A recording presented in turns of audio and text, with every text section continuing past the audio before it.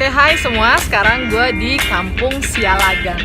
Nah, kita mau lihat di sana bagaimana penjelasan tentang hukum adat yang pernah ada di Sialagan dan hal-hal lain yang menarik untuk kita pelajari dari sejarah di kampung ini.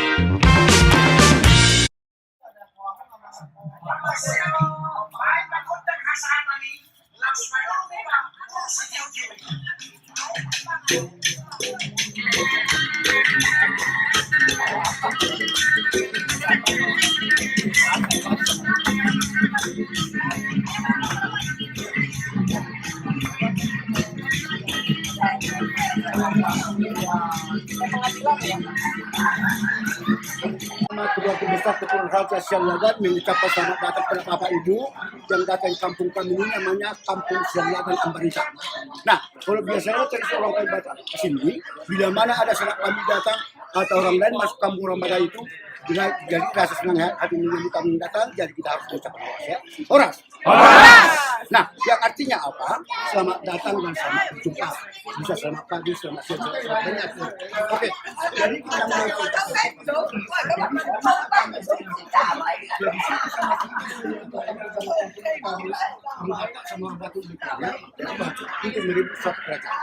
Jadi barang siapa yang menang dalam pertarungan ini, itulah terpilih menjadi raja. Dan kebetulan itu nama raja di sini namanya Raja Sialagan, dan dialah memiliki ilmu yang paling sakti setelah dipertarungkan ke kampung Pakulan. Nah, setelah dia menang menjadi raja, dan dialah membuat aturan-peraturan di kawasan ini. Bila mana dulu ada yang bersalah, atau musuh masuk kampung ini, ataupun penjahat masuk kampung ini, itu harus tangkap dan tangkap baru dibawa ke tempat persidangan ini. Dan di sini ada batu kursi di sini. Batu kursi ini berfungsi sebagai tempat persidangan raja-raja atau penentuan hukuman kepada seseorang. Nah, raja yang di sini permaisuri dan para penentu adat, dan di sini tentunya yang terdakwa di sana. Dan dia ada persidangan. Nah, setelah dia dipersidangkan bahwa dia seseorang musuh ataupun seseorang jahat, dia akan langsung dibawa ke sana, namanya skandok. Skandok itu bahasa Belanda ya, tempat masing. Nah, kenapa sampai dipasung di sana? Apabila zaman dulu ada yang bersalah masuk kampung ini, itu harus tangkap dan akan dipasung di sana. Untuk kenapa? Untuk mengeluarkan ilmunya. Kalau zaman dulu, kalau ada zaman dulu datang kampung lain untuk berniat jahat, sebelumnya sudah diberangkatkan dengan magic atau ilmu hitam. Itulah yang bilang jangan dulu atau kebenaran tubuh dan tidak dan bacok dan semua. Jadi ilmunya tadi orang yang dulu tempat masuk di sana selama 7 hari 7 malam. Ilmunya akan dikursus oleh raja. Setelah dalam 7 hari 7 malam itu bahwa ilmunya sudah dianggap bersatu dia, baru nanti dia yang terbatak, yang dibilang orang Batak manitiari, menandakan hari-hari yang baik untuk dieksekusi. Nah, setelah hari yang baik, langsung itu musuh akan diseret ke tempat eksekusi. Di balik tembok nanti kita lihat tempat penyiksaan dan tempat penyiksaan. Sebelum dia dipancung, dia akan siksa dulu, baru akan dipancung, baru orang itu. Nih, makanya ada istilah zaman dulu yang bilang orang Batak makanan. Nah, jadi yang harus dipancung itu semua. Bukan semua kesalahan itu terpancung. Jadi kesalahan yang tidak bisa dimaafkan oleh Raja Sialagan. Cuma ada 3 kesalahan. Yang pertama adalah musuh, pengkhianat atau mata-mata. Yang ketiga pemerkosa. Inilah yang pancung. Selain 3 perkara ini, kalau dia berbuat kesalahan, misalnya dia mencuri dan lain-lainnya, dia nggak dipancung dan dia akan dihukum juga. Hukumannya apa? Dari pagi sampai sore nanti, dia disuruh kerja paksa untuk membuat benteng-benteng kerajaan ini, lalu sorenya dia dimasukkan ke tempat penjara. Di namanya tempat penjara, dan sebelumnya sana sudah pernah ternak babi, dan dia sama-sama tidur dan makan sama mereka sama di penjara.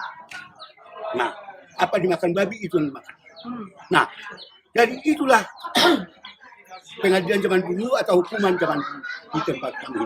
Nah, sebelum ke sana kita berada di rumah Batak ini, di sini ada beberapa rumah adat Batak. Rumah Batak inilah rumah peninggalan Batak ini. Tapi rumah ini sudah dilepas ya, karena umurnya sudah 450 tahun, sama dengan batu ini. Kalau batu ini masih asli semua. Ya, tapi rumah ini sudah dilepas ya. Nah, dari rumah Batak ini ada perbedaan. Kalau misalnya kita lihat sekarang, yang tengah-tengah rumah Batak ini ada tangganya, ada masuknya di kolong, dan ada tangganya. Nah, jadi kalau misalnya tangganya masuknya di kolong, itulah yang dibilang orang Batak rumah bulung. Rumah bulung itu artinya rumah kecil, rumah besar. Yang tinggal sana adalah kerajaan di tengah. Tapi kalau misalnya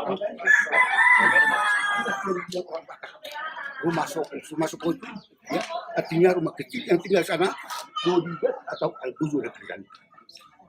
Nah, oke, kita lihat sekarang kenapa rumah Batak ini dibuat pintunya kecil, pintu masuk kecil, itu ada artinya. Apabila kita masuk ke rumah itu, tanpa kita sadar diri, kita sudah dipaksa tunduk, menghormati seseorang. Itu juga keluar. Yang kedua, para siapapun yang membawa guna-guna apapun kan rumah itu untuk berniat jahat. Kalau hasil guna kita tunggu duluan, elastis guna-guna yang kita bawa itu hilang sendiri dengan tidak artinya lagi. Nah, di sana ada kita lihat di depan rumah bulun itu atau rumah raja itu ada di sana ya. Nah, artinya mana-mana kita temukan ada yang nempel penjara perempuan melambangkan yang punya rumah itu adalah orang dermawan, orang kaya.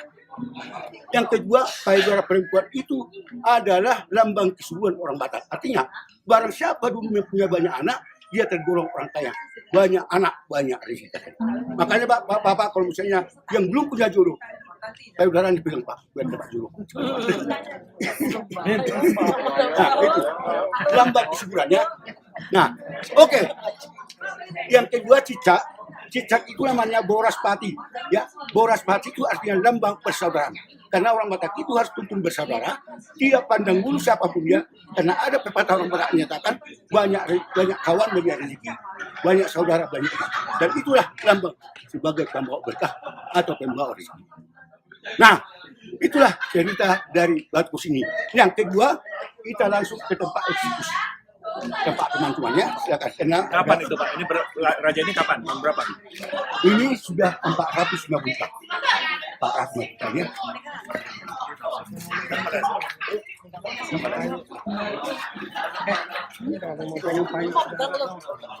Yang belum menikah. Makanya dia mau. Oh, pasti mau. Itu lagi. Nih, buat ini aja, buat mobil aja. Buat enggak. Iya.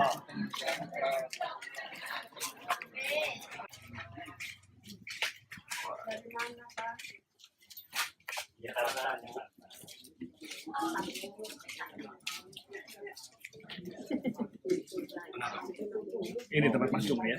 Yang di tengah ini. Tempat mancung ini. Ayo, silakan Pak.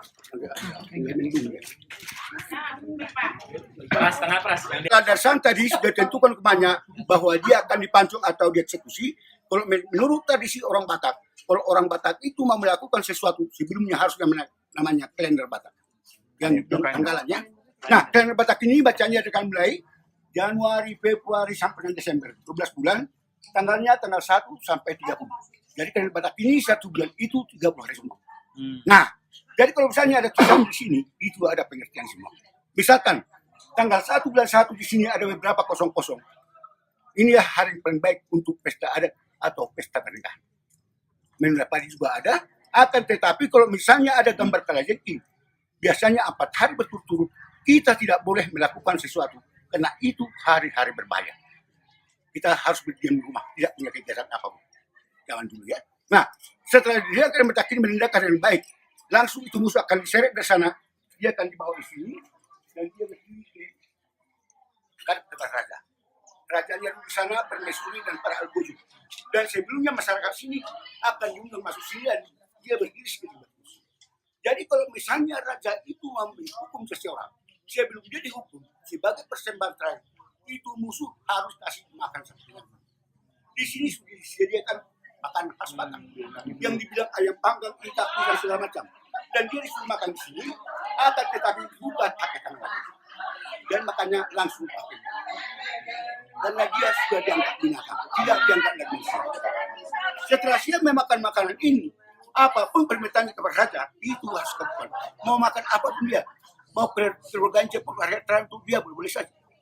Nah, setelah permintaannya sudah dikabulkan oleh raja, ya langsung algojonya sebagai pelakunya akan mengikat tangannya ke belakang dan matanya ditutup dengan kerusakan. Ditutup, ya, dan langsung dia dibawa ke tempat pemeriksaan. Dan sinilah dia ditutup tempat.